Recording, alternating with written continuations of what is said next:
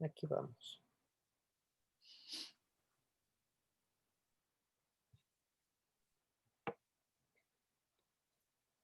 Pues el Zoom empieza a conectarse con el Facebook y vamos viendo qué tal vamos. Si ya me empiezan a ver, si ya están llegando, por favor, salúdennos, platícanos cómo están, cómo han tenido el día, cómo se han sentido, cómo se han portado. ¿Y ya estamos al aire? Ya, ahora sí, ya estamos al aire y me da muchísimo gusto 7 en punto. que estemos ya aquí todos juntos como todos los miércoles a las 7 de la noche. ¿Qué tal? Platíquenme cómo han estado, qué tal tuvieron toda esta semana desde hace 8 días que nos vimos, cómo la han pasado, bien, mal, con todas sus emociones, ¿cómo van? Yo he estado bien, tranquila, como siempre aquí, buscando en qué entretenernos en este estar y estar en casita. Pero recuerden que es preferible estar en casa que estar afuera. Hay que estar a salvo, hay que cuidarnos, hay que seguir usando cubrebocas, hay que seguir lavándonos mucho las manos porque esto está todavía muy fuerte y es la única manera en que podamos estar a salvo. Y pues bueno, hoy les voy a platicar que está con nosotros esta noche Luchita Cano desde Colombia. A Luchita la conocí en un curso que tomamos juntas de cuidados paliativos y está por aquí Luchita. Hola Luchita, ¿cómo estás? Te voy a presentar y voy a decir todo lo que has estudiado, que es muchísimo. ¿Cómo has estado? Platícanos. Hola, Charito, ¿cómo estás? Y yo súper, súper honrada y encantada de estar aquí contigo.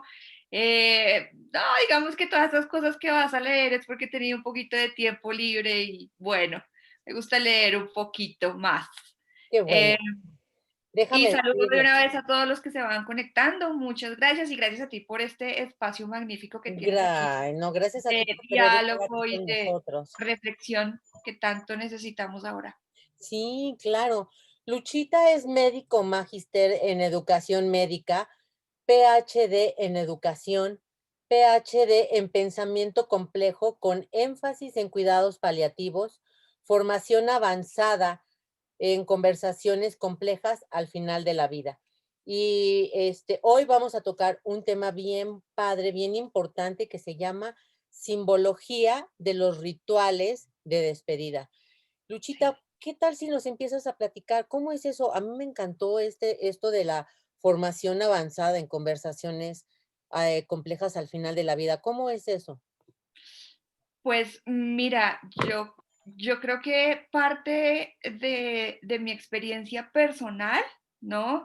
De, de haber perdido a muy temprana edad a mi papá y no haber tenido a alguien que nos explicara eh, qué iba a pasar, ¿no? Si bien Claro, él era médico también y él era muy claro con su estado de salud, él firmó su salida voluntaria de la clínica, su voluntad anticipada. Estoy hablando de 22 años antes, donde no existía una estrategia paliativa definida, pero él firmó lo que hoy se conoce como una voluntad anticipada, decidió morir en casa, pero ningún médico nos contó qué estaba pasando, ¿no? Y cuando yo empiezo a estudiar todas las dimensiones del cuidado paliativo y yo empiezo a comparar qué estaba pasando con mi familia, pues mi familia estaba en una absoluta negación, ¿no? Y la que más estaba en negación era mi mamá, ¿no? A ver, todos veíamos, mi papá murió de insuficiencia renal. Todos los días veíamos cómo él se deterioraba, pero mi mamá lo veía muy bien. Y en mi casa no se podía hablar ni de insuficiencia renal, ni de la posibilidad de que mi papá iba a fallecer, aun cuando él nos dijo que él iba a fallecer, porque él claro. tenía muy claro, él era médico, él tenía muy claro qué iba a pasar con él. De hecho, él escribió su historia clínica. Y a partir de allí, bueno, yo perdí un hijo al nacimiento, yo perdí otros seres queridos. Y a lo largo de mi ejercicio profesional, pues me encontré con que los pacientes definitivamente al final de la vida no tienen con quién hablar porque uno, pues la muerte sigue siendo un tema tabú, ¿no? Es como el equivalente a la sexualidad de los años 60 más o menos, que Sí, estamos claro. hablando de Woodstock, que era absolutamente profano, ¿no? Hablar sobre la sexualidad. Era pecado también y te mandaban a Absoluto. rezar y te mandaban a la iglesia con el padre y así de difícil, claro. Así es, y hoy así de difícil es tocar el tema de la muerte. Y realmente quienes están pasando por la muerte de un ser querido, que es una ruptura en la biografía de una familia, necesitan establecer una serie de conversaciones que van desde la realidad clínica hasta las dimensiones espirituales del proceso de morir. Y no todo el mundo tiene ni el tiempo ni la capacidad para poder entablar estas conversaciones. Uno Sí, se diría, necesita bueno, tener el corazón bien firme y bien fuerte. y absoluta Claro, compasión, ¿no? Además claro. porque hay que entender muy bien el concepto de la compasión, ¿no? No es este concepto de, ay, qué pesar, te estás muriendo, qué pesar, que estás pasando. No, la compasión es el amor puro a la luz de la misericordia y el sufrimiento. Y es entender ese proceso tan complejo que vive la biografía de una familia. Claro. Entonces, si uno no lo habla en familia, uno diría, bueno, ¿y entonces quién? O sea, no, pues el médico, que es el que sabe cuál es el diagnóstico, ¿no? Y resulta que los médicos somos los que menos habilidades tenemos para comunicar malas noticias. Y también depende del médico muchísimo, de cómo da la noticia, para que lo tomen de una manera buena o la tomen de manera trágica, ¿no? Por supuesto. Claro. Entonces, cuando uno mira los currículos de medicina, ¿no? Pues uno ve que los pacientes no se mueren en el currículum de medicina, porque uno llega hasta el adulto mayor, a pesar de que uno ve que los pacientes se mueren en la clínica, ¿no? Pero no hay espacios suficientes, uno, para reflexionar sobre nuestra propia finitud. Y si yo no reflexiono sobre mi finitud, yo no puedo reflexionar sobre la finitud de mi paciente, Claro. ¿no? Entonces, y el currículum, o sea, los planes de estudio no tienen esos espacios para hacer esa reflexión sobre la muerte como tal, sobre el proceso de morir, ¿no? Vemos bioética y vemos medicina social, digamos que otras cosas que están en la periferia, pero no tocamos el tema de la muerte. Tenemos un miedo hasta de verbalizar la palabra muerte. Y es lo que yo digo, es que mucha gente piensa que si hablamos de la muerte la estamos atrayendo y te Por dicen, ya cállate, cállate, la estás invocando, ¿no? Pasa exactamente lo mismo, creo que ahí nos parecemos mucho culturalmente, ¿no? Pero eso no es de ahorita de nuestra generación, ni de los 60 ni de los 50, ¿no? La muerte no está en la conciencia de Norteamérica, Mesoamérica y Suramérica, no está en la conciencia. Dejó de estar en la conciencia de nuestras culturas hacia 1800, cuando empezaron a aparecer los primeros hospitales, ¿no? Antes de 1800, uno moría en la casa, ¿no? Y era un evento social, era un evento en el que la persona que fallecía, el que iba a fallecer, invitaba a todo el mundo, ¿no? Ven, mira que yo me voy a morir, no te preocupes, yo lo tengo súper claro, y reparto invitaciones, ven con tu familia, va a haber canto, va a haber baile, va a haber lo que quieras, y trae los niños. Claro. Todo el mundo era expuesto. Era una fiesta. Era absolutamente un evento de trascendencia, porque el significado de invitar a las personas al fin de vida significa que yo pertenecía a una sociedad, ¿no? Cuando después de 1800 empiezan a construirse los hospitales y empieza la tecnicalización de la formación y la formación en medicina o en enfermería, encontramos nuevas formas para prolongar la vida. Oh, en 1800 no se moría a los 35 años, ¿no? Y no sabía de qué, ¿no? Entonces, empezamos a perpetuar la vida y la muerte ya no ocurría en la casa. La muerte ocurría en la clínica, por lo tanto, ya no era un evento que me comprometía a mí, era un evento que le pertenecía ya a las personas que estaban prolongando la vida.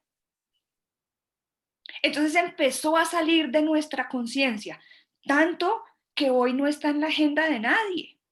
Claro, Cuando uno mira la demanda de cuidado paliativo y la demanda de talento humano, no alcanzamos a responder la cantidad de pacientes que están cursando el final de la vida y que requieren del acompañamiento, pero más allá del procedimiento técnico, más allá de lo técnico científico, más allá de lo disciplinar. O sea, una cosa es morirse y todos los profesionales en salud sabemos cómo se diagnostica la muerte, pero hay una cosa que se llama el fenómeno de morir, y es qué está pasando al interior de la familia cuando esa persona está falleciendo, claro, cómo la acompaño y cómo esa familia va a reconstruir su vida a través del duelo. así es, claro. Entonces, todo eso me llevó a decir, hombre, más allá de que yo pueda conectarme con los pacientes por algo, pues por mis tatuajes, porque tengo el pelo rojo, porque me veo diferente, hay otras habilidades como el diálogo, pero ¿qué hablar? O sea, ¿cómo establezco esa conversación? Porque no es que uno llegue donde el paciente es el bueno, te vas a morir, ¿verdad? Entonces, hablemos sobre eso. Nos digamos que hay un clima y para ese clima necesitamos formarnos y eso no está en la carrera de medicina, no está en la carrera de Claro. enfermería, no está en la carrera de psicología, no está en el trabajo social, ¿no? Carecemos de esas habilidades, entonces tenemos que buscar, ¿no? Cómo nos formamos. Entonces, pues yo me formé en la Universidad de California, de Chile Palliative Care Institute, para poder establecer esas conversaciones, saber que no es un cuestionario que yo le voy a hacer al paciente, ¿no? ¿Cómo estás? ¿Cómo te sientes hoy? ¿Cómo está el dolor? ¿Cómo ¿Dormí? decida? Sí, ¿no? Es el checklist. Ahí, no, además porque hemos perdido una habilidad, ¿no? De sentarnos también a, la a los pies del paciente o entrar en ese terreno que es el lecho de muerte del paciente, ¿no? Entonces, pues todo eso me ha llevado a formarme continuamente en ese terreno de las conversaciones complejas al final de la vida, ¿no? Además porque creo que como humanos necesitamos de ese otro humano, o sea, no importa los títulos, finalmente al final de la vida a mí no me importa si quien me está dando la mano tiene un título de Júpiter. Claro, lo que importa es el cariño, es la calidez, es el conectarnos de nuestro corazón al corazón de ellos, entendiendo que es ya el final, como tú dices, y también me gusta a mí decir, el final de nuestra biografía y cómo lo quiero terminar, ¿no? De una manera tranquila, de una manera apacible, pero también a la mejor acompañado para no estar solo en ese cambio, en ese proceso, en ese dejar mi cuerpo. Además Entonces, porque, mira que, o sea, establecer esas conversaciones a tiempo permiten uno el, el diseño de o la consigna de la voluntad anticipada, sí, claro, ¿no? Que es vital para poder entender los deseos y maximizar la voluntad y la autonomía de un paciente, ¿no? Y que a través de esa voluntad nosotros podamos conocer eh, su sistema de valores y creencias. claro, y Porque respetar. este proceso de morir está íntimamente relacionado con el sistema de valores y creencias. Y a veces nosotros tampoco hacemos esa pregunta, ¿no? No está en la historia clínica, ¿no? Y debemos primero profundizar en ese sistema de valores y creencias de los pacientes principalmente y de las familias, porque debemos entender cómo esa persona concibe uno su enfermedad, concibe la muerte. Porque no todos percibimos la muerte de la misma forma. Claro, algunos la percibimos sin miedo, otros a lo mejor con mucho miedo y otros a lo mejor no es nada. Entonces, yo creo que sí, tienes Y, razón. y más allá de ese miedo, uno puede empezar a planear. Uno tiene derecho a planear su fin de vida, porque es que el fin de vida es concretar todo el proyecto de una vida. Sí, claro, es el cierre de tu biografía, ¿cómo lo quieres cerrar? Exacto. ¿Cómo quieres tu cierre de El cierre de biografía tu que es último capítulo. consistente, Sí, claro, consistente con tu estilo de vida, claro, ¿no? Y como equipo multidisciplinar, interdisciplinar o transdisciplinar, yo debo conocerlo. Y eso lo hago a través de la conversación, a través del diálogo, ¿no? Yo creo que no hay nada más doloroso para un equipo sanitario, por lo menos para mí como médico, una familia peleando por los aspectos legales en el lecho en el lecho de muerte de un paciente. claro. ¿No? Esa En vez de que conversación estén hay que tenerla. concentrados todos abrazados para despedir a la persona que está por fallecer. Claro, se pierde Y todo. entonces estas conversaciones contemplan todas esas dimensiones, ¿no? Porque cuando acompañamos el final de la vida, vemos que nosotros, tú lo sabes también, conocemos a los pacientes en el peor día de su vida, pero no necesariamente el día que fallecen es el peor día de la familia, si lo sabemos acompañar. Si el Podemos paciente hacer la fallece diferencia. tranquilo, claro, si la paciente fallece tranquilo con sus condiciones y la familia está tranquila,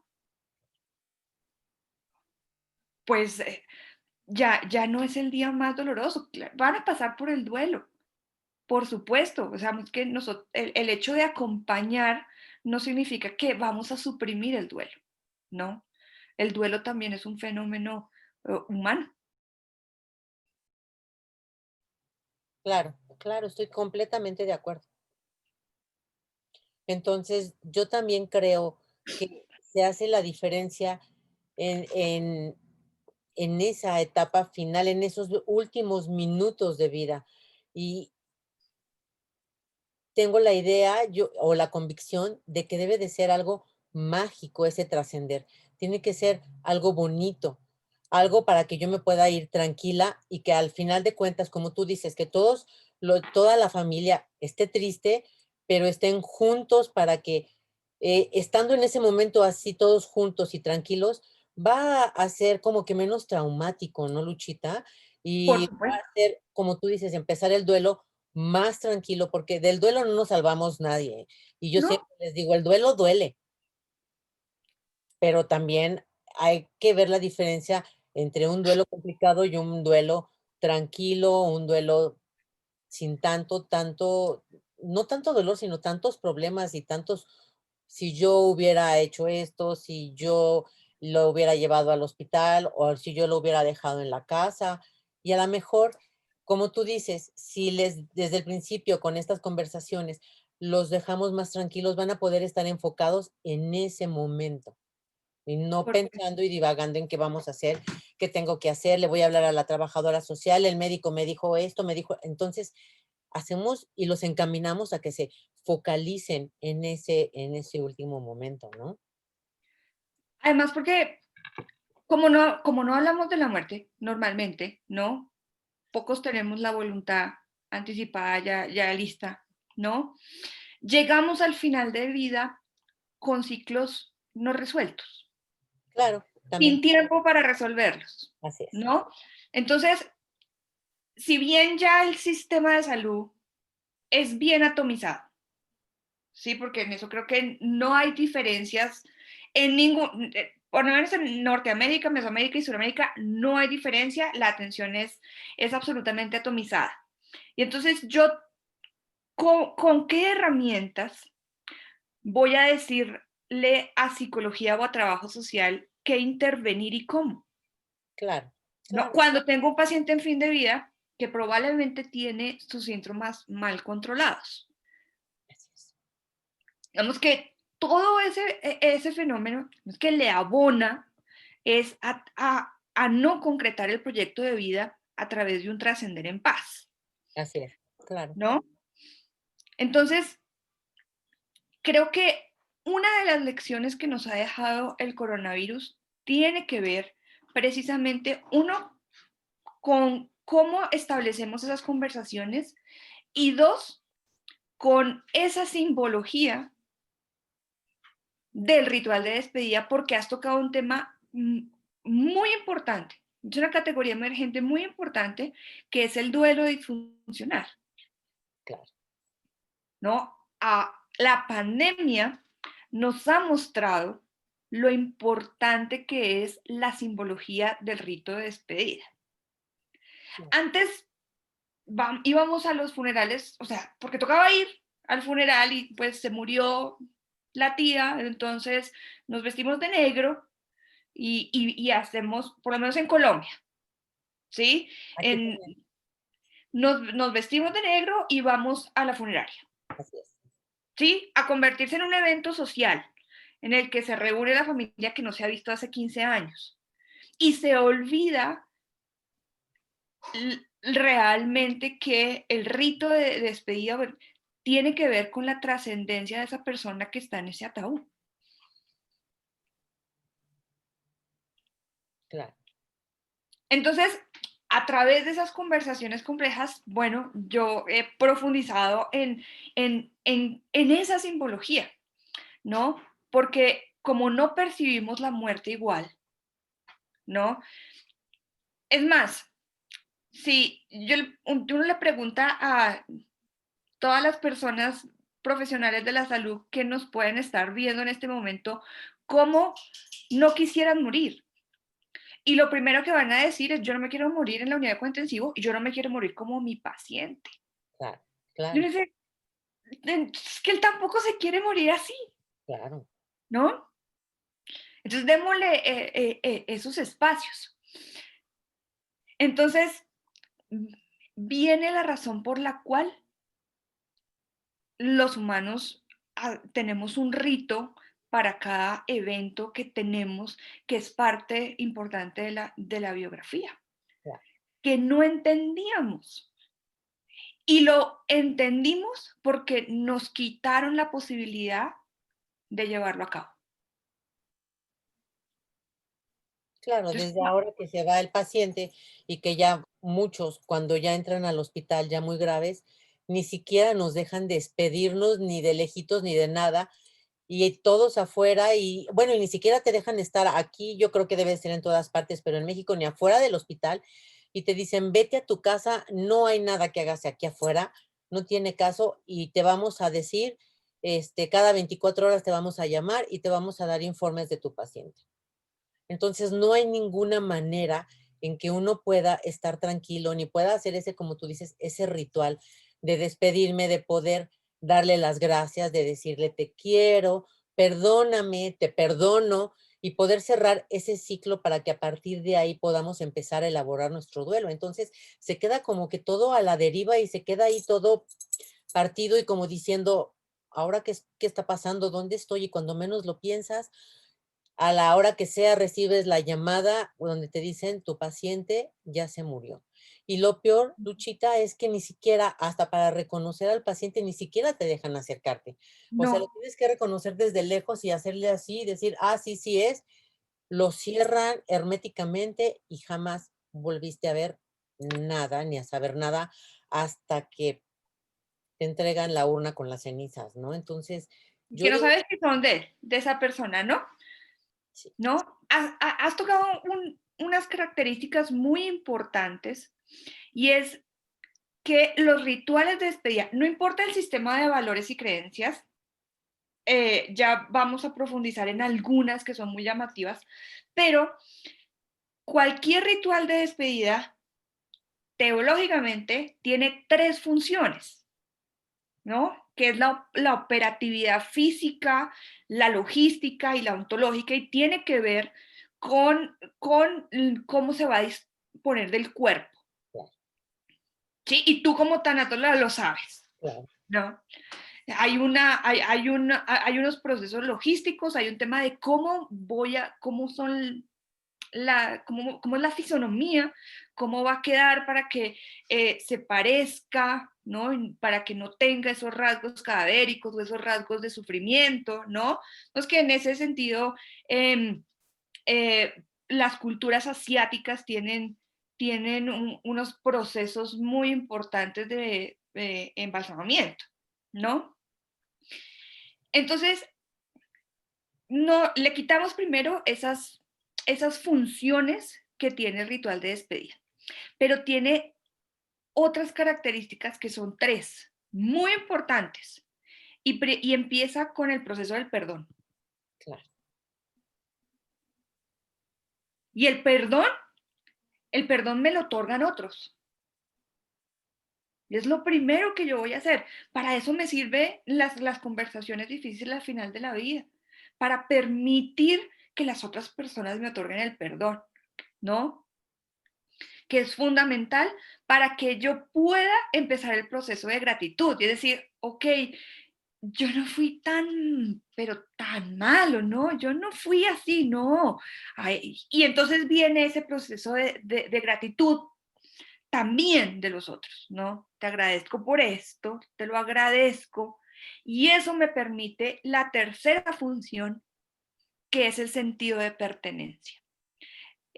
Ahí viene la trascendencia en sí, porque yo puedo decir sí, ok, tuve mis errores, como todos los humanos, pero concreté mi proyecto de vida.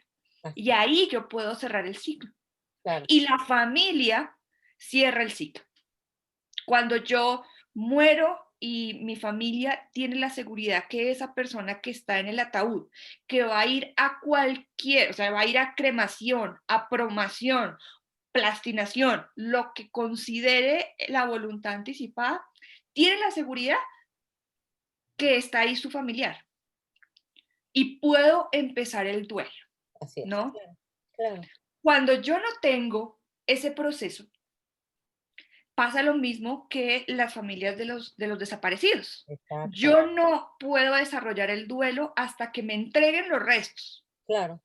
Necesito saber qué es él, para que entonces yo lo crea, porque mientras yo no vea que está el cuerpo, para mí está vivo, a lo mejor está perdido, a lo mejor está en otro país, pero para mí no está muerto, hasta que yo vea el cuerpo y diga, sí, es él. Claro.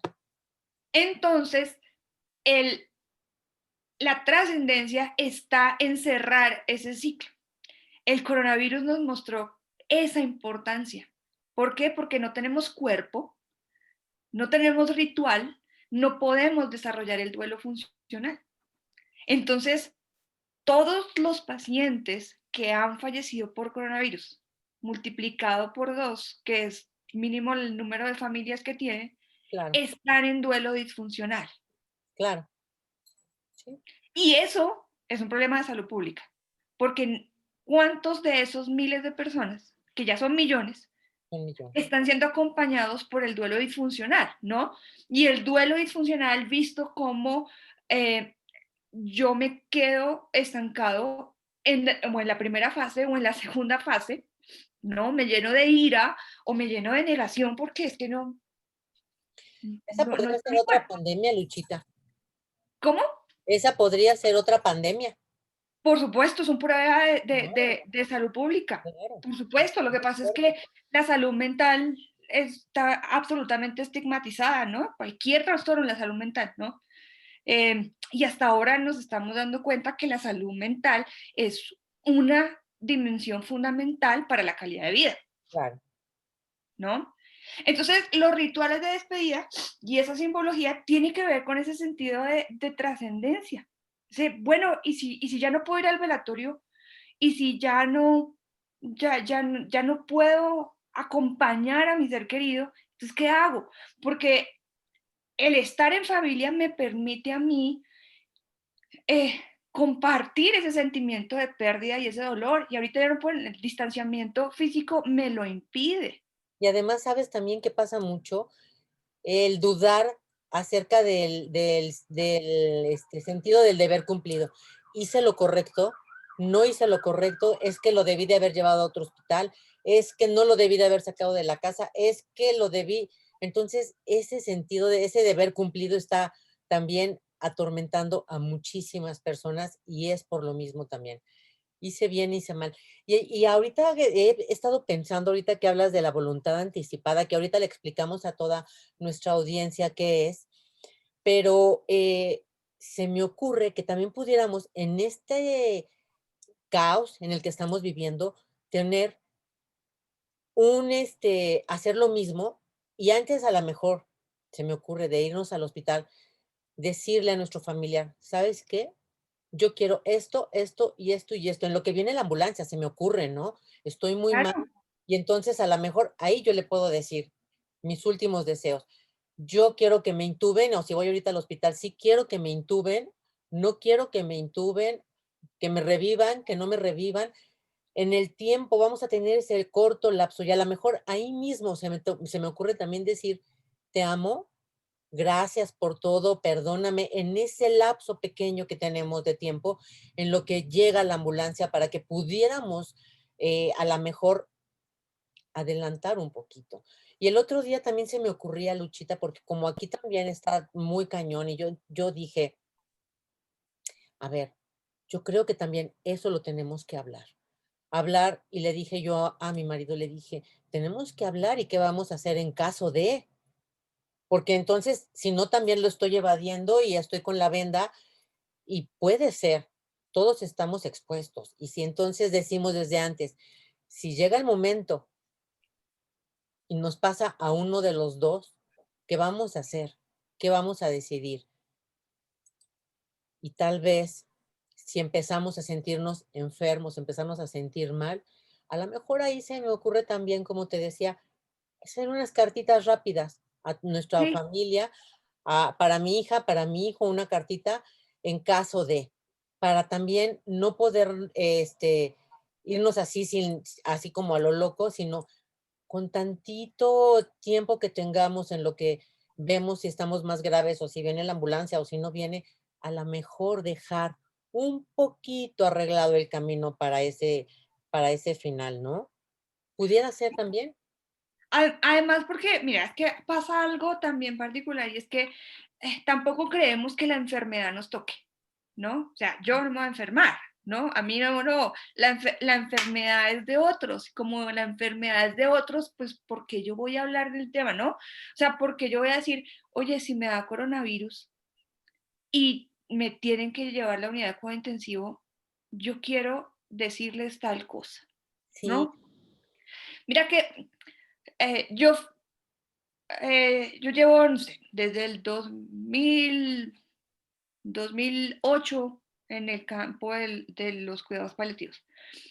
Pero yo firmé mi voluntad anticipada, no precisamente por estar en el terreno de los cuidados paliativos, sino porque yo tuve una lesión de columna, yo me compliqué en el posoperatorio, hice neumonía por broncoaspiración, porque, bueno, se fueron de la mano con los opioides. Eh, y entonces un día llega mi internista y me dice, Lucha, no hay nada que hacer. O sea, no respondes al antibiótico, llevas 6 semanas con antibiótico de amplio espectro, tienes altos requerimientos de oxígeno y no respondes. Me toca llevarte a la unidad de cuidado intensivo. Y yo le dije, no. Me dijo, pero tienes 30 años. Y le dije, no importa la edad que tenga. Yo creo que hoy es un buen día para morir. claro. Yo he hecho lo que he querido, he estado en los lugares que he querido, he concretado mi proyecto de vida.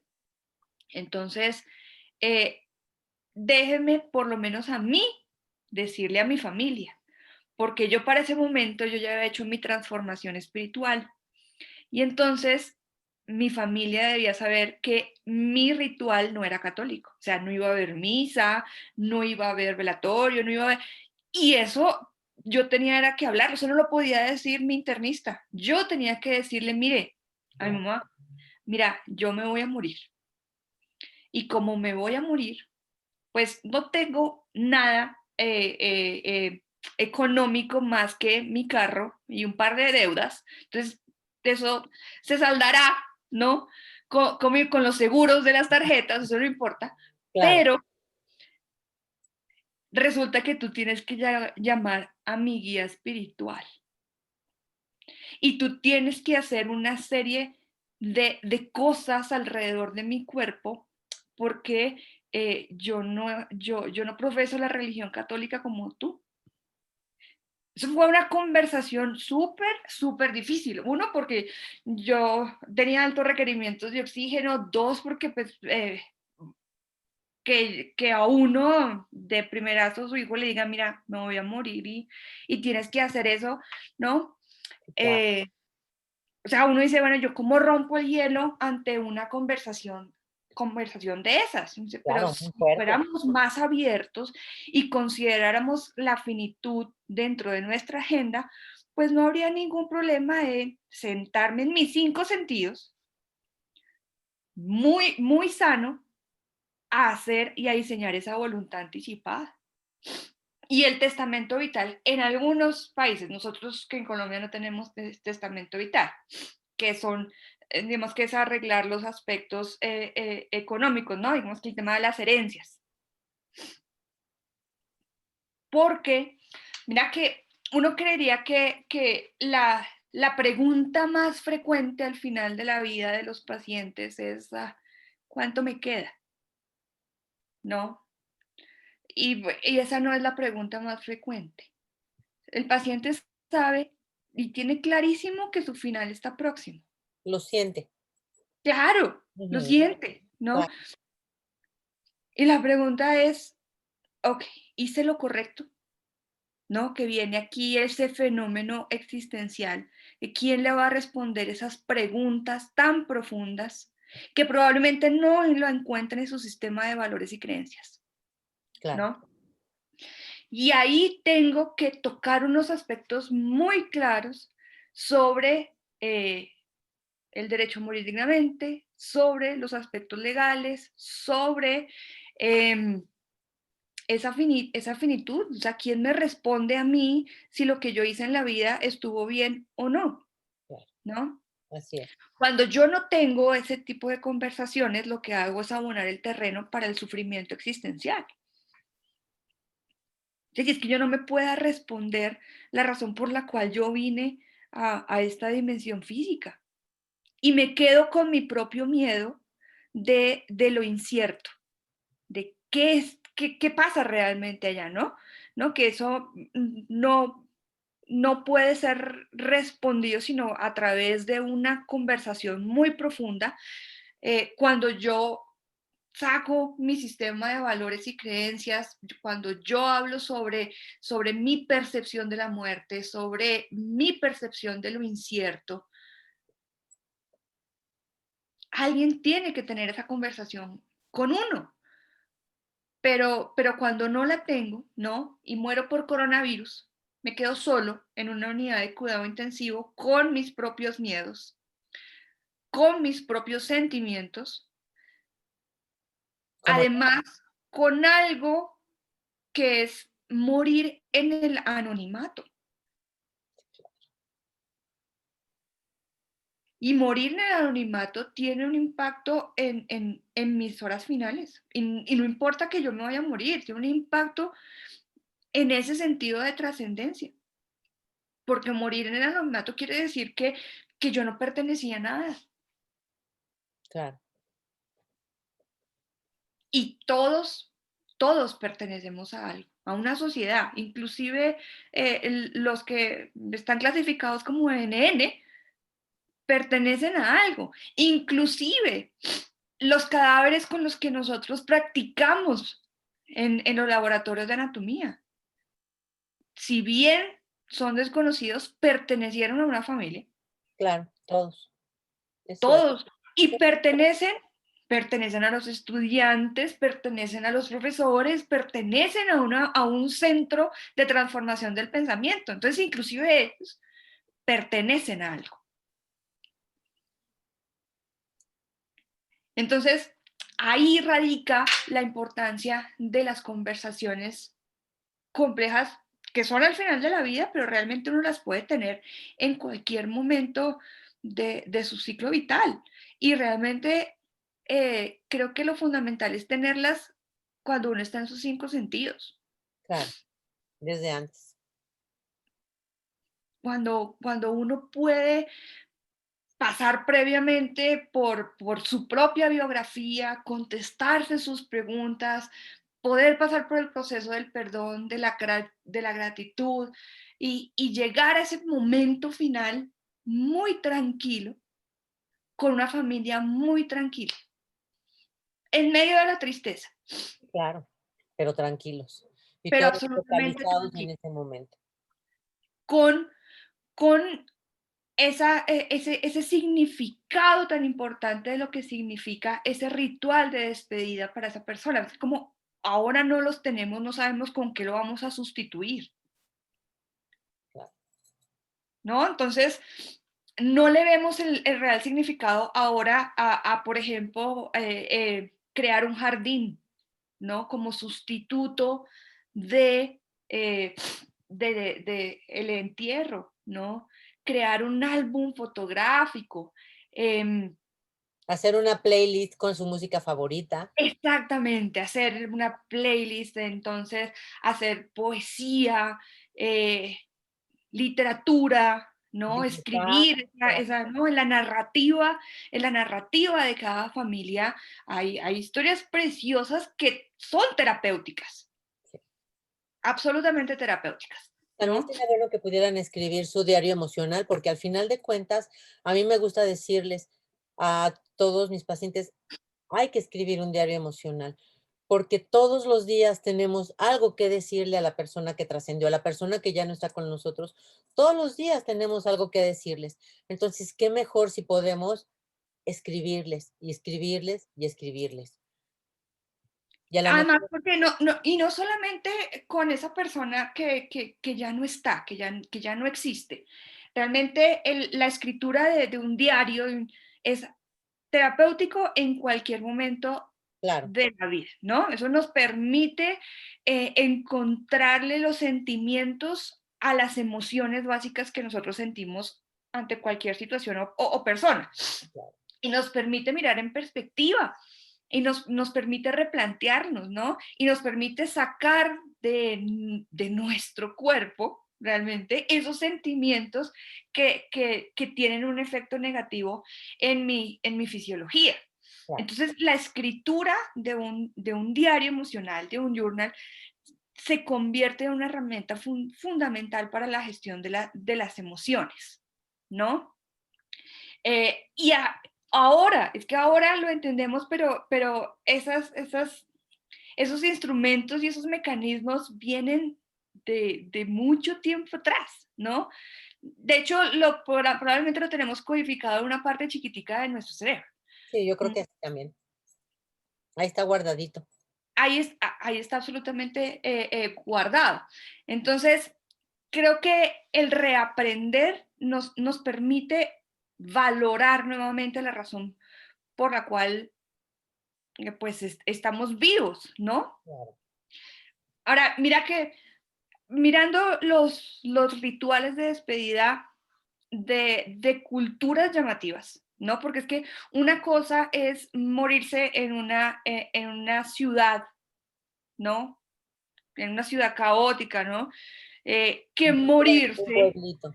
Que morirse en un pueblo o morirse en las costas, Claro, eh, donde las culturas ancestrales aún eh, tienen muy arraigados sus rituales de despedida, ¿no? Y desconocemos lo que hay al interior de nuestro país. Desconocemos, ¿no? Y tiene que ver con el rush en el que vivimos, la cotidianidad, ¿no? Eh, y hay unas culturas y hay unos rituales de despedida que, que realmente tributan la vida de una persona, ¿no? Aquí en claro. Colombia, cuando uno mira las culturas de la costa pacífica que tienen unas raíces muy africanas, entonces vemos el alabado, ¿no? Que es muy parecido al gospel americano, ¿no? Ellos cogen las oraciones y les ponen música. Em, pero cuando uno mira otras culturas, ¿no? Hay unas muy llamativas. O sea, en esto que yo he profundizado y creo que tú también lo has profundizado como tanatóloga, hay unas que lo dejan a uno realmente boquiabierto con ese respeto Claro, y ese significado tan importante que le dan a la persona que trasciende, ¿no? A mí algo que, de todas las que más me ha llamado la atención son los zoroastrianos. Los zoroastrianos son una cultura en Irak y ellos cuando fallecen ujú. los orina un buey Ah, sagrado, ¿no? Obviamente ellos tienen sus altos, sus supremos, que son los que bendicen el animal para que el animal pueda orinar a ese fallecido. Después lo recibe y lo santifica un perro. mm, Y los restos son llevados a un lugar que se llama la Torre del Silencio. Y la Torre del Silencio es un lugar lleno de osamentas, ¿no? Porque realmente el cuerpo vuelve a la naturaleza. Pero ese ritual que tiene que ver con la naturaleza, con lo planetario, eh, eh, que es muy lejos de ese ritual sórdido que está lleno de dolor, que es absolutamente frío, que es una velación, inclusive la velación en la casa. Hay otro que es, mira, verlo le causa a uno también como risa, ¿no? Y es que en Taiwán, en Taiwán, ellos toman el concepto de las plañideras, ¿no? De las que ustedes tienen que lloran en los... Ah, sí, las señoras que contratan para que lloren Exactamente, en los, sí, para estimular el llanto, ¿no? Ellos claro, toman ese concepto claro. y dicen, pero nosotros no queremos que lloren, ¿no? Nosotros queremos es que esa persona que trasciende esté en medio de la euforia. Y no hay otra cosa, otro evento que me produzca euforia que la sexualidad. Ah, Entonces, contratan a unas strippers, a unas mujeres que bailan y se quitan la ropa, y ajá. ese es el ritual de despedida de Taiwán. Oh, sí, Dice, todos son diferentes a nosotros, ¿verdad? absolutamente, ¿no? Entonces, ahí está, digamos que todos buscamos a través del ritual de despedida lo mismo, ¿no? Otras culturas lo tienen más arraigado y yo creo que también la pandemia nos hace un llamado a valorar ese ritual de despedida. Sí, yo también creo que sí. Es por eso que te decía que con todo esto que se ha vivido, yo decía, es que tenemos que hacer algo. Y entonces de tratar de despedirnos desde antes, tratar de hablar desde antes. O sea, una ley de voluntad anticipada antes de irnos. Dejarlo escrito, dejarlo hablado con nuestras personas, ¿no? No, y porque la familia también tiene derecho a saber cuáles son mis deseos, ¿no? Y porque en el cuidado paliativo, al cuidado al final de la vida, quien toma las decisiones es el paciente, el Sí, que me va a pero si el decir, paciente ya está muy enfermo y está también sedado y tiene la sedación paliativa, a lo mejor no va a poder decidir y entonces ahí es cuando entran los problemas por no dejarlo hablado con toda la familia.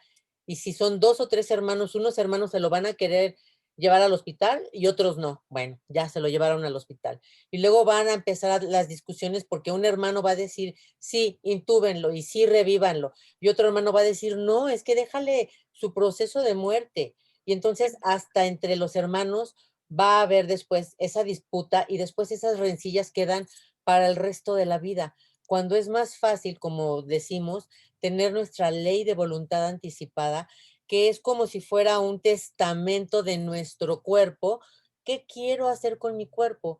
Cuando yo esté muy enfermo y no pueda hablar, todos van a saber qué es lo que yo quiero que hagan. Yo no quiero que me intuben, yo no quiero que me revivan, yo quiero que en medida de lo posible pueda yo tener mi proceso de muerte natural y tranquilo. Pero hay muchas personas que no, que quieren al contrario, Luchita, que por favor a mí sí revíveme y a mí sí intúbame, pero aquí Y lo, uno puede hacer caso. Digamos que si el paciente lo solicita, uno lo hace. O sea, lo que no debería pasar es que yo como médico entre en el terreno de la obstinación terapéutica, es que muchos ¿no? médicos son así, te lo prometo. Yo que he estado trabajando durante largo tiempo en los hospitales, por antes de partir, me ha tocado eso, hasta en los hospitales de los niños, que yo te digo, y digo, ya dejen al niño en paz. No, y dale, y lo vuelven a operar. Y digo, por favor, o sea, ¿de verdad? Sí. Entonces, eso tiene mucho que ver. Aparte del apego que tiene el familiar, también el apego ese del doctor, de que juró que iba a hacer todo lo posible y entonces lo llevan, pero hasta el final de verdad, hasta el último momento. Y el único que sufre es el paciente, porque no logramos entender que es el proceso para que pueda morir. Es un cuerpo ya cansado, con órganos gastados, que por más que le hagan, ya no No hay. lo va a retornar a No, su no lo va a estado. retornar, porque No. además hay otra cosa muy importante, Luchita. Como decías al principio, todos tenemos nuestra finitud estipulada, así como tenemos nuestra fecha de nacimiento y decimos, es que aquí nacemos, nuestra finitud, nuestro cierre de biografía también está ahí. Entonces, en lugar de que dejemos ahora sí que morir en paz al familiar, lo estamos como cuando están al torito dándole y picándole y le dan, así igual a nuestro familiar. Y entonces lo vuelven a operar y lo vuelven a abrir y lo vuelven y lo inyectan y no lo dejan y le ponen un respirador y le vuelven a poner el corazón a funcionar. Cuando es el proceso natural que esa persona está llevándolo a su muerte, a su fin de biografía. Y es Entonces, que yo todos creo, vamos a enfrentarlo, ¿no? Con o sin enfermedad.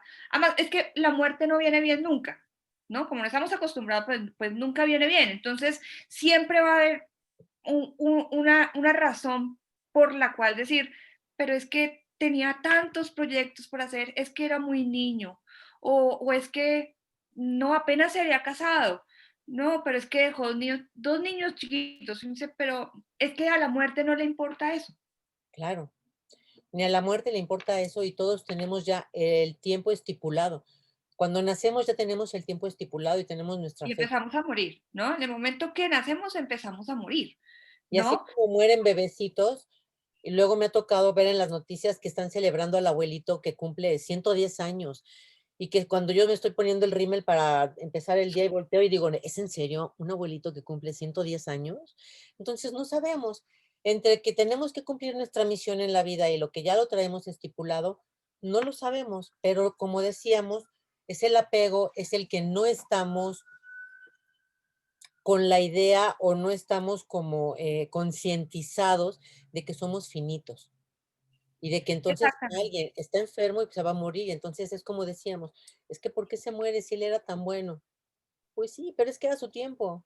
Lo que pasa es que la muerte la muerte no es un fracaso terapéutico, bueno, digamos que alejándonos del terreno de la mala praxis, pero la muerte no es un fracaso terapéutico, Claro, la muerte no es un pecado, la muerte no es un estigma, la muerte nos va a pasar a todos con o sin enfermedad, tarde o temprano, o sea, a los 30, a los 40, con o sin niños, ricos, pobres, como sea, la muerte nos va a encontrar, así, ¿no?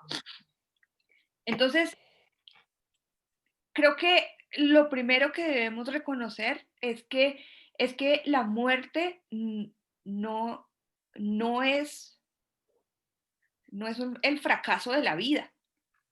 no, es el final, es el O cierre el de inicio, nuestra biografía. o el inicio, digamos que eso depende de tu sistema de valores y creencias, ¿no? Em, porque es que puede ser el inicio de otro ciclo, ¿no? Si crees en la reencarnación, ¿no? Nosotros, Claro, los que creen, los que profesamos el budismo, pues consideramos la reencarnación, por eso tenemos que actuar bien en la vida, la buena palabra, la actuación correcta, ¿no? Digamos que el camino de los 8 pasos y las 4 verdades sagradas, porque cuando nos acostamos en la noche, podemos morir, ¿no?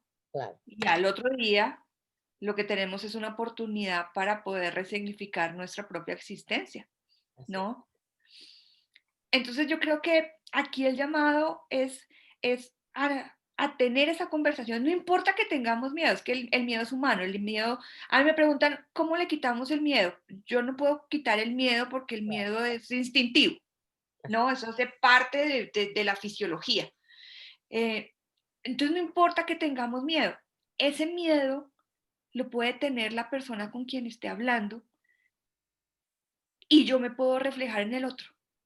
¿No? Que ahí es cuando hablamos de alteridad o de compasión, cuando ese otro me refleja a mí, porque tiene mis mismos miedos. claro. Ya es mejor hablarlo que con todo y miedo a dejar todo inconcluso, ¿no? Además, yo te digo, mira, no tenemos que saber el día que nos vamos a ir, pero tenemos derecho a diseñar nuestra partida y a comunicarla. Así es. ¿Qué quiero y qué no quiero? ¿Hasta qué Porque canciones quiero que canten en mi funeral, no? Toquen tal y cual canción. claro, no, mira que a mí me causó impresión la primera vez que yo vi un funeral mexicano, ¿no? Que si bien hay algunos aspectos que se parecen, pero entran al final, entran los mariachis, ¿no? Y entonces, sí, pero ¿por qué? ¿No? O sea, que hay que celebrar, ¿no? Entonces, eso impacta. Cuando uno profundiza en la razón por la cual entra el mariachi, entra una banda, ¿no? ¿Por qué, por ejemplo, los Pomush de México, Ujú, ¿no? Ellos sacan las osamentas y es una fiesta de 3 días. Dice, pero es que, por supuesto, lo que hay son razones para tributar a esa persona que no está. claro, esa No es, sobran razones. muchísimas. Déjame ir leyendo quiénes están con nosotros y para que vayamos saludando y ver si tienen alguna pregunta. Karen Moreno, Berenice están aquí con nosotros. Denise Marlene Sánchez nos dicen buenas tardes. Saludos desde Mexicali, México. Hola, Denise, gracias por estar aquí con nosotros. También está Nieves Albarrán Martínez, dice que está aquí desde la Ciudad de México. Hola, Nieves, gracias por estar aquí con nosotras. Está Irmis Mascota, amiga mía de hace mucho tiempo. Hola, Irmis, gracias por estar aquí también. Flor Morán dice buenas noches, saludos desde Chilpancingo Guerrero. Está Beatriz Viera Núñez, mi amiga también de toda la vida. Dani Peña, Arturo F. Guzmán, está Denise Marlene Sánchez, está Merino Gladys, Margot Salas también, está por aquí también Tessy JD, Miriam Gabriela Salinas y Ornella Bonilla también por acá. Está Tatis Shopping, está Marisol Hernández, Diana Rodríguez, Diana María Fajardo, y está Ion Román, Wilson Guerrero, Adri Ana, está buenas noches, dice hola, saludos. Violeta Yáñez dice, buenas noches, Charo, saludos y bendiciones desde Querétaro. Gracias a Luchi y a ti por compartir su experiencia de vida. Gracias a ti, Violeta, por estar aquí con nosotras también. Sí, muchas gracias. Está Pilar Díaz, mi amiguita preciosa, y salud y bienestar también está por aquí. Juliet Veloz, Miguel Ángel Peralta y Adela Nieto, está Carol Anono y Morterbar. Está, ay, ay, ay, se me está acabando la pila, Frank, ¿me puedes pasar a otro teléfono? Está Rosmary Esquivel, está Luigi Acosta que dice buenas tardes. Esto de invitar al fin de vida, ¿en qué cultura o sociedad fue? Gracias, perdón, pero es que ya se le acababa la pila al teléfono. Este, dice Violeta Yáñez que, ya lo leímos eso, nos quedamos en quién. No entendí la pregunta que nos hicieron.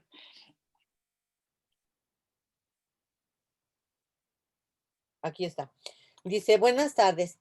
Esto de invitar al fin de vida, ¿en qué cultura o sociedad fue? Pues realmente no es una invitación al fin de vida, Realmente todos enfrentamos el final de la vida y a partir de nuestro sistema de valores y creencias, que tiene que ver con nuestras raíces culturales, vamos a diseñar el fin de vida, ¿no? Claro, claro. Rosa María Esquivel dice, hola, buenas noches. Margarita Rodríguez dice, buenas noches, qué interesante tema. Qué gusto de verlas. Saludos y bendiciones. Está también Fernanda Saluet, Rebeca García, otra compañera mía de ahí de la asociación, que nos dice, hola Charo, un gusto de verlas y escucharlas. Está Emma Pensado, que dice que está aquí, buenas noches, atenta al tema. 8 en punto. Hola Emita, buenas noches, gracias por estar aquí. Está Angélica Castillo también, y dice, hola, buenas noches Charo y Luchita. Beatriz Viera Núñez dice, nunca esperabas llevar a tu familia al hospital y recoger solo cenizas, y la duda si es realmente tu familiar. Cierto. El COVID nos ha enseñado eso, ¿no? Creo que esto hace más difícil hacer un duelo sano. Yo creo que ahí sí vamos a tener que confiar en que son las cenizas de nuestro familiar, ¿no, Luchita? Y porque, no, y también creo que es un llamado al equipo sanitario a, a poder detectar precozmente que esa familia va a entrar en duelo disfuncional y Claro, qué miembro de la familia, según ese vínculo, puede tener más riesgo de hacer un duelo disfuncional y derivarlo tempranamente a psicología o a psiquiatría. O sea, lo que claro, no podemos permitir es que muchas familias estén por ahí divagando en el desierto solas porque no detectamos a tiempo esa persona que va a hacer un duelo disfuncional. claro. Beatriz Viera nos pregunta, si la voluntad anticipada se hace frente a notario, es tomada en cuenta en los hospitales. Esa última petición hecha de palabra, creo que Eso sí. depende del país, ¿no? Aquí en Colombia, yo tengo la posibilidad de hacerlo ante un notario por escrito y dos testigos. Yo se lo puedo dar o manifestar a mi médico y mi médico la anexa a mi historia clínica o lo puedo dejar en un video con dos testigos. Claro. Aquí también en México es igual. Tenemos que ir ante un notario con dos testigos y la persona que nos va también a acompañar a dar la firma. Es importante. Y con nuestra credencial de lector y con nuestro comprobante de domicilio. Aquí dice, Luigi Acosta dice, excelente. Carmen Valero dice, saludos, Charito. Hola, Carmen, buenas noches. Eh, Mi hermana que está aquí, Katy, dice que son plañideras. Las plañideras. Ujú. Inés Bautista dice, muchas gracias, excelente ponencia. A diario escuchamos a los familiares de los pacientes que no pudieron despedirse de su familiar y quedan con mucha culpa.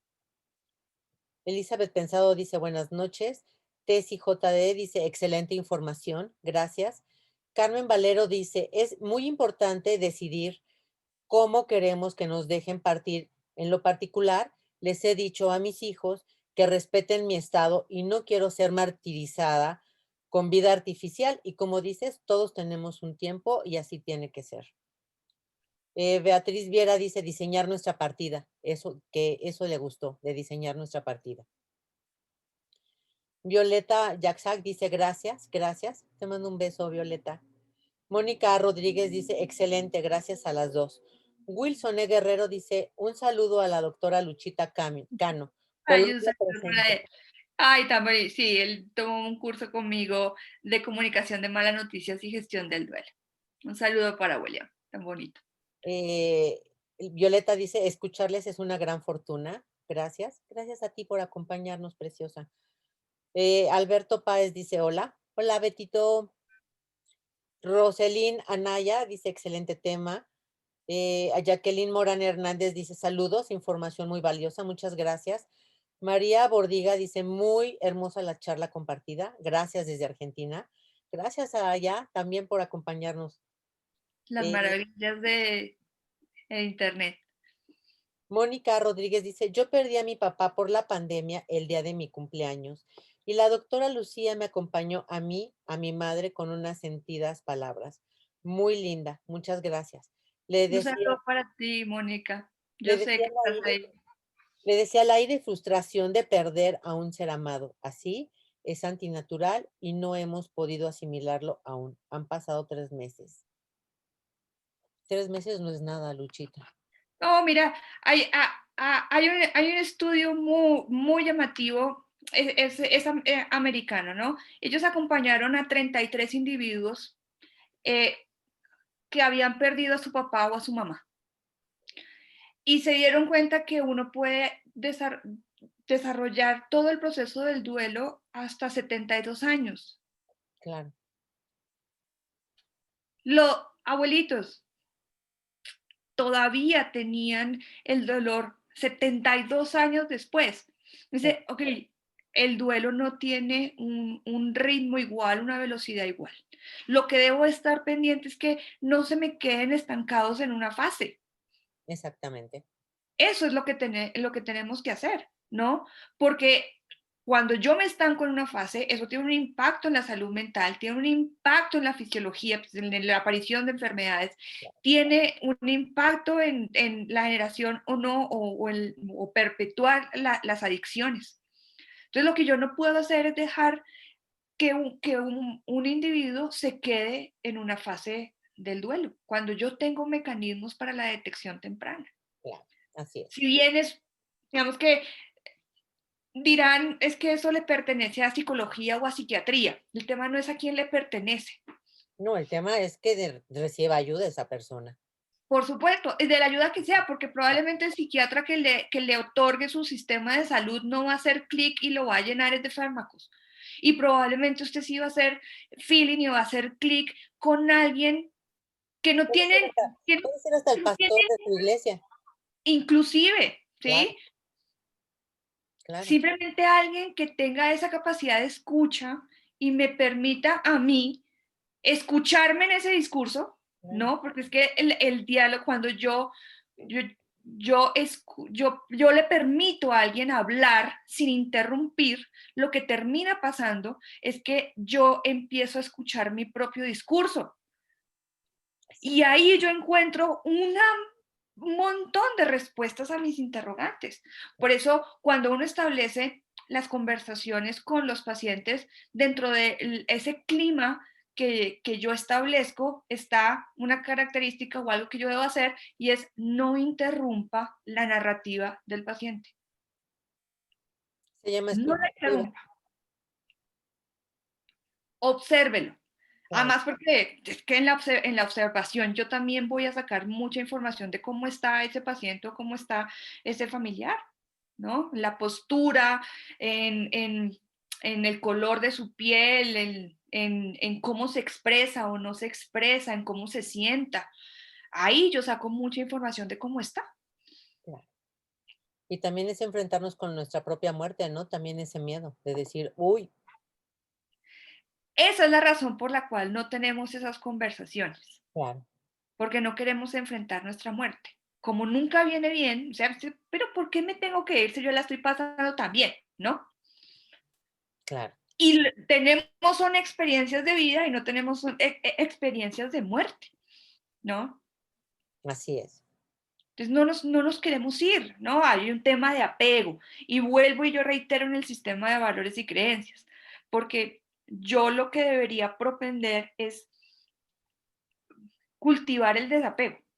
Y no el desapego como una característica negativa del distanciamiento emocional. No, Es son dos que cosas diferentes. son dos cosas diferentes. Es Nada que ver. que yo tengo que desapegarme, que ¿Sabes? eso no quiere decir romper el Desapegarnos vínculo. hasta de los suéteres o de los pantalones o de la ropa que ya no me Todo. queda.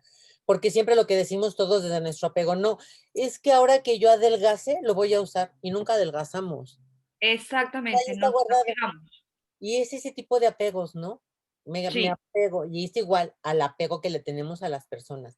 Y ese apego es el que hace que esa separación sea más dolorosa todavía y que entonces diga uno es que no puedo vivir sin esta persona, me quiero morir, yo ya no puedo vivir sin ella. Es ese gran apego que tenemos. Y si pero vamos, mira, perdóname que te interrumpa, es que ahí tocas un tema muy importante y es que el, el dolor no está en la persona que se fue, es que el que falleció ya se fue, él no va a sentir nada. Entonces, el proceso de dolor es un proceso mío. ¿Yo qué voy a hacer? ¿No? Ahí hay un tema de ego, porque es yo qué voy a hacer, Claro. yo. Yo cómo voy a tener que hacerlo y ahora yo, ¿no? Y lo que tenemos que hacer a través del desarrollo del duelo anticipado es desapegar ese yo.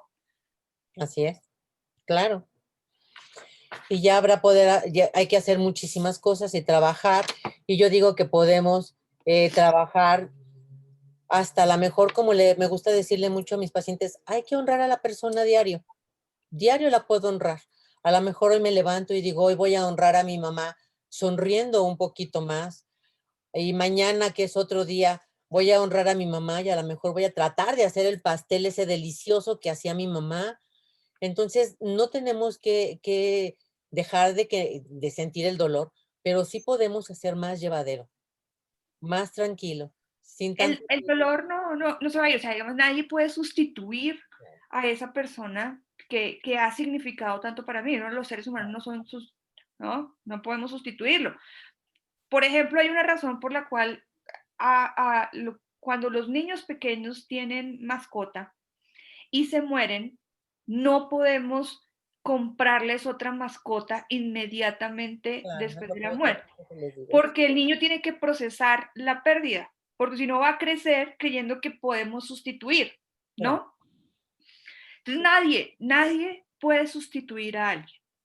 Y uno no garantiza que uno no vaya a sentir, o sea, yo después de 22 años de haber perdido a mi papá, pues hay días en los que lo extraño un montón y yo escribo en mi diario y se me escurren un par de lágrimas y a claro. veces cuando yo doy esta conferencia de muerte, duelo y fatiga de compasión en la que comparto yo la carta que me dejó mi papá cuando falleció, hay días en donde estoy más emocional y cuando yo vuelvo a leer esa carta, pues se me escurren las lágrimas. Así es. O sea, ese vacío no lo va a generar, pero yo sí puedo tributar todos los días a esa persona. Y yo lo haría preguntándome una cosa, y es, ¿qué me estaría diciendo esa persona en este momento? ¿Cómo quisiera que Claro, esa persona, yo que estoy de esa acuerdo. persona me tributara? ¿No?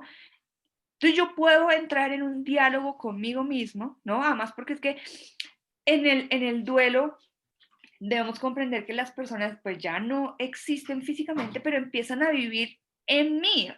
Bueno, a ver, si yo quiero ver a mi papá, pues yo miro los ojos de mi hermano y ahí yo puedo encontrar la mirada de mi papá, Claro, eso es ¿no? cierto.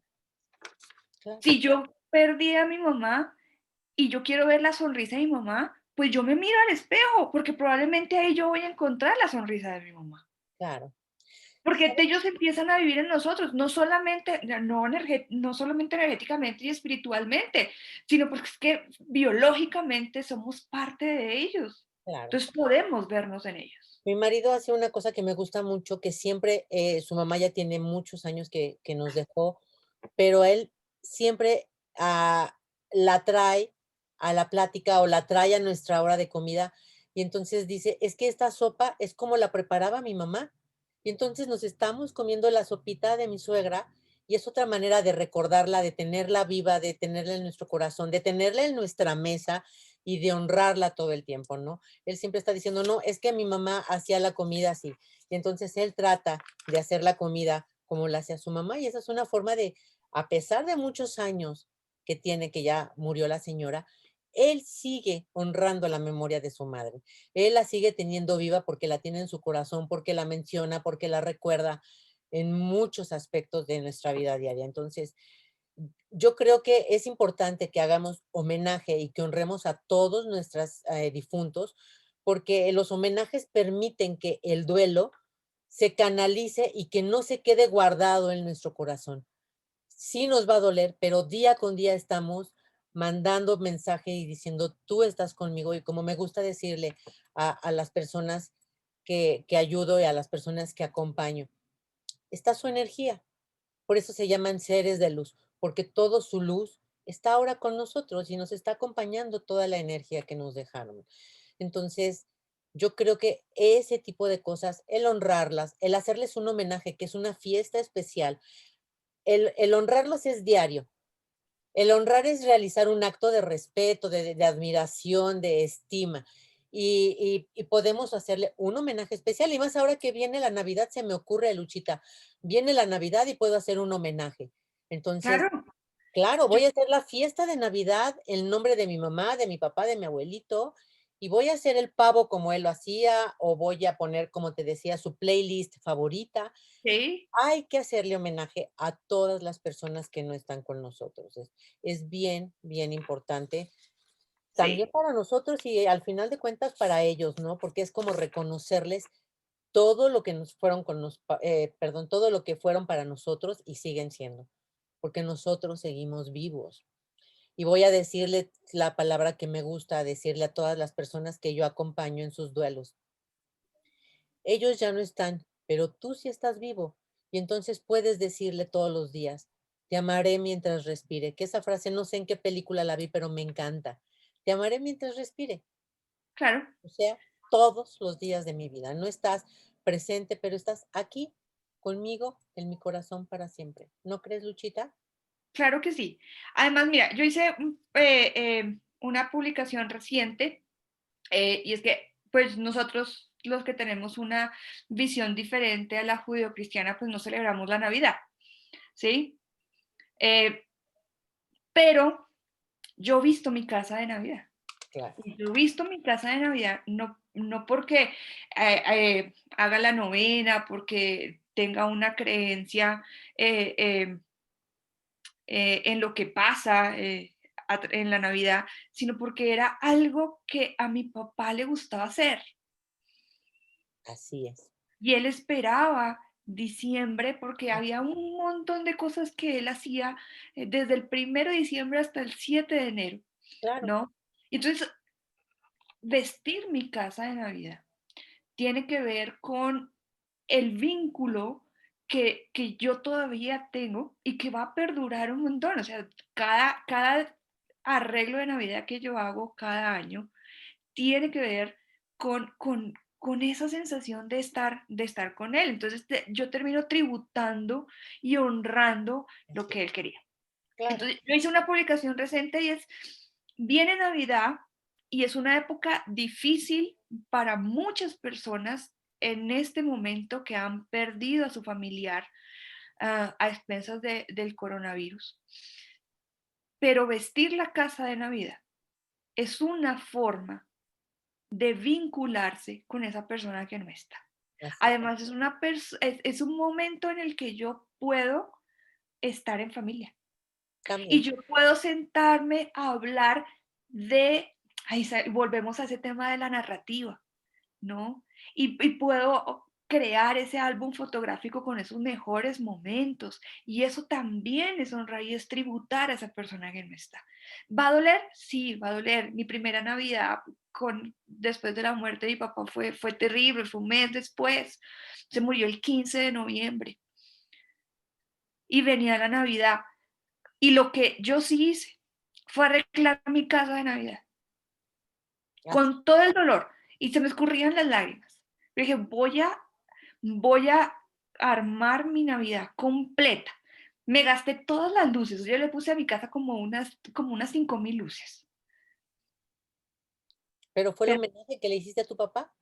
exactamente. Claro. Entonces yo invito a las personas que nos están escuchando y están pasando por un duelo que lo intenten, que cada luz que van a colocar en el árbol de Navidad es una luz que está iluminando un alma y probablemente lo peor que puede pasar es que ilumine su propia alma.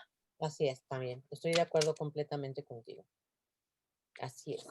Voy a terminar de decir aquí dos cosas que nos escribieron para poder ya ir cerrando el programa.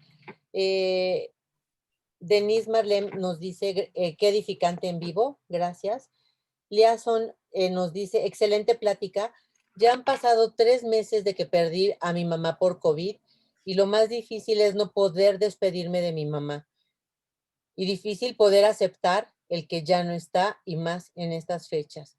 ¿Cómo puedo llevar mi duelo? ¿Qué le dices a Liason? Uno, que se dé la oportunidad de sentir la pérdida. Eso es lo primero, reconocerme en la pérdida. Dos, sentarme a hacer una actividad que me vincule con esa persona que no está, Claro, con paciencia. O sea, es que el duelo no se trata de llegar al fin rápido. claro, O sea, uno va a llegar al momento en el que se abre nuevamente al mundo y va a tener la capacidad de volver a establecer relaciones con otras personas. Entonces no hay afán. claro. Lleve su duelo con paciencia y con amor. Dedíquese compasivamente a permitirse sentir ese dolor, bueno, porque es que también es que el duelo está un poco estigmatizado, ¿no? Entonces uno no puede llorar después de 3 meses porque ya ha llorado mucho tiempo. Y en este momento, siéntese a hacer una lista de esas cosas que yo admiraba de esa persona, que me gustaban de esa persona, Ujú, y hago esa actividad. claro, Eso es muy importante. Y la otra cosa es que no hay que correr para acortar las etapas del duelo. Uno quisiera acostarse y como un switch que ya no me doliera. Y eso no lo podemos hacer. claro, Es humano. así es. Marisela Fuentes dice, el duelo es individual y lo importante es ir avanzando, realizar todas las tareas del duelo para poder llegar a la aceptación, pero estar conscientes que siempre se va a sentir esa nostalgia por la ausencia física de ese ser querido. Yo creo hasta el último día de nuestra vida. Claro, así es. Beatriz En el Vera duelo pueden salir cosas interesantes y cosas significativas, ¿no? Puede salir música, puede salir poesía, puede salir un libro. claro, claro. Uno puede encontrar talentos ocultos, También de ahí han salido muchísimas fundaciones para ayudar a personas. claro. Beatriz Viera nos dice que es importante honrar sin sufrir. Alfredo nos dice gracias, hermosos mensajes. Mi hija Betty Ponce dice, te amaré mientras respire, es de la canción de Miguel Bosé que se llama Mientras respire. Gracias, Betty. Hay que escuchar la canción de Miguel Bosé, Mientras respire. Alfredo dice, pregunta, ¿cómo se puede honrar a un familiar directo que debería ser amado, pero nos causó en vida mucho daño? En este caso, y, y pone el ejemplo de que es su papá el que quiere tratar de honrar a él. Hay que entrar primero en el proceso de perdón, que es lo más difícil. O sea, cuando un familiar directo me hace daño, uno, uno tiene dos vías. O yo no lo perdono y empiezo a culparlo, ¿no? Y yo me puedo quedar en ese vínculo negativo entre me hizo daño, me hizo daño y me hizo daño, y la razón por la cual me hizo daño es, no me permite entrar en ese proceso de perdón. Pero es que esa persona ya no está. Entonces, permítase perdonar. Pero es que ya no está para preguntarle por qué hizo lo que hizo, que sería la respuesta que uno busca. Y eso tiene que ver con el sistema de valores y creencias. O sea, cuando yo puedo encontrar que la persona que me hizo daño me permitió avanzar positivamente en mi vida porque encontré talentos ocultos simplemente para sopesar ese daño que me está haciendo. O sea, cuando yo puedo hacer el switch y yo puedo considerar que esa persona tuvo un impacto en mi crecimiento personal, yo puedo entrar en un proceso de perdón. Lo que pasa es que estamos acostumbrados a que si me hizo daño, eso es una experiencia negativa y no tengo por qué perdonarlo. Claro. Y yo le El, puedo el- decir a Alfredo también que es importante que perdone Y no tanto por la otra persona, Luchita, sino por él mismo, para Claro, que es por uno. todo ese veneno que trae y todo eso que está reviviendo, a lo mejor ya no está ni la persona y él sigue reviviendo hasta la emoción otra vez. Entonces, Claro, es estarse como inyectando veneno y veneno y veneno. Y ese perdón es en beneficio tuyo, Alfredo, es para ti. Entonces, es importante que trabajes en ese perdón para que tú puedas liberarte de todo eso, de todo ese veneno que tienes y puedas entonces seguir tu camino libre. Habría que ver eh, qué tanto fue el daño, qué no, pero sí es bien importante trabajar en eso, trabajar en que es para ti ese perdón. Y yo te voy a hacer una pregunta, ¿por qué no puedes perdonar? Muchas veces todos nosotros en algún momento en la vida nos han dado el perdón, la hemos regado en muchas cosas y también hemos sido perdonados. Entonces, a lo mejor partir también desde ahí, a ver si yo he sido perdonado. Voy a tratar de perdonar, voy a ver qué pasó, qué no pasó. Entonces, es importante para que tú puedas liberarte y puedas vivir también tranquilo. Reina Ar dice, yo creo que el hablar de alguien no es malo, pero en mi familia siempre me cuestionan por hablar de mi niño. Bueno, de tu niño, de tu hijo, Reina, aquí no entiendo yo muy bien el comentario. A lo mejor nos lo puedes escribir un poquito más detallado, ¿no, Luchita? sí, un poquito. Mónica Rodríguez dice, ¿en qué momento es oportuno empezar a disponer de las pertenencias del ser fallecido? Eso es personal, ¿no? Puede Pero ser un yo año diría o puede ser terminando de morir la persona. lo antes posible. Digamos que eso también tiene que ver, volvemos al tema del sistema de valores y creencias y lo que yo considere de vínculo con esa persona, ¿no? Si yo considero que el cuerpo físico vuelve a la tierra, yo ya no necesito Claro, sus pertenencias. Ahora, yo lo quiero ver desde el punto de vista energético, desde lo etéreo, desde lo que yo siento, ¿no? Y no se ve, eh, las pertenencias quedan cargadas de una energía y hay que liberar esa energía. claro, Entonces yo diría, sí, es un proceso individual, pero lo antes posible. claro. Pues bueno, Luchita, ¿cómo cerramos la noche de hoy? ¿Qué les dices a todos, a toda Bueno, nuestra audiencia primero, para terminar? gracias por estar hasta ahora conectados, regalarnos un pedacito de su biografía para podernos escuchar. Eso lo agradezco inmensamente. Gracias a ti por considerar que lo que yo tengo por decir puede ser importante para Muy otras importante. personas. Eh, y yo quiero cerrar diciéndoles que no hay un lugar en la tierra donde la muerte no nos alcance. Así es. Tarde o temprano, por eso hay que vivir al día, vivir diciendo cuánto te quiero para que cuando llegue el momento estemos como que tranquilos y en paz, ¿no? Decir siempre te quiero, vivir tranquilos, contentos, alegres, viendo la película que nos gusta, disfrutando la vida. La vida es eso, ¿no? La vida es no necesariamente que yo me ciña a una ideología, pero la vida es una sola, según su sistema de valores y creencias, vívala al máximo, permítase sentirla intensamente. La vida se vive intensamente. Luchita, ¿le puedes decir a toda nuestra audiencia dónde te pueden localizar, tus redes sociales, para que te puedan seguir también? Por supuesto, me encuentran como Luchita Cano en todas las redes sociales. Creo que no tengo pierde, tengo media cabeza rapada, tengo el pelo rojo y en Instagram están todos mis tatuajes, entonces no tengo pierde. Por ahí me pueden encontrar, me pueden preguntar, me pueden contactar.